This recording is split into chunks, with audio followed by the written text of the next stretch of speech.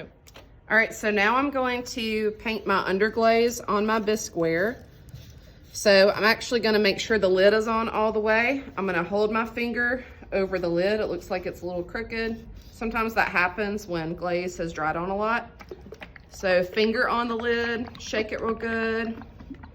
If it's pretty new and just been open, it's probably a good consistency. Wants to be like melted milkshake, melted frosty. If it's very dried out, add a little bit of water at the bottom and just keep shaking. So this looks pretty good. So when I want to use a bottle glaze, or you can even do a tiny bit of bucket glaze or an underglaze, any kind of glaze that's in another bottle, I want to use the little white bowls. I'm going to pour just what I need for the day. That's probably plenty because we're going to pour it back in. Put my lid back on. I like to go put it back in case anyone else needs to use it so they're not looking for it. And then I have my pot waxed on the bottom. I'm gonna start, let's say I wanna do this whole thing, spring green. I'm gonna start my coats on the inside. Always start glazing from inside to outside. You can see I got a little messy there. I'm trying to rush for the video. Glazing should not be rushed.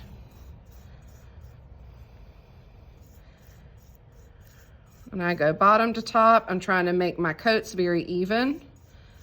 I'm getting enough glaze on my brush. This is something that has to happen in coats.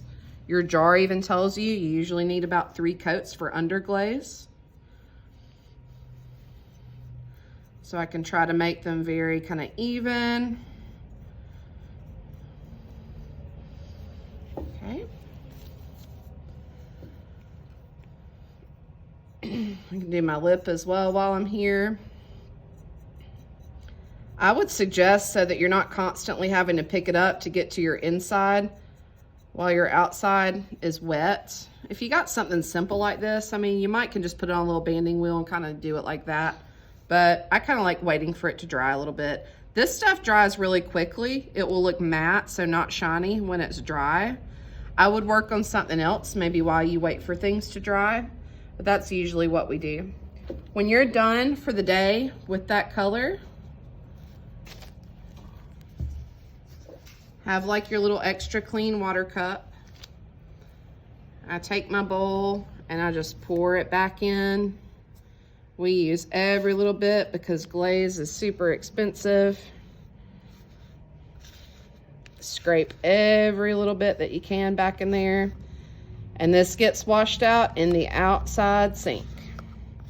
Glaze never goes down our inside sinks. I scrape that off. If I got gross stuff on my jar, I want to try to wipe it off. I'm always using the newspaper underneath. I'm never doing this on the canvas. Screw it on very tightly, and then I want to go wash everything outside. Now you can see that it started getting dry, so I could probably start my next layer.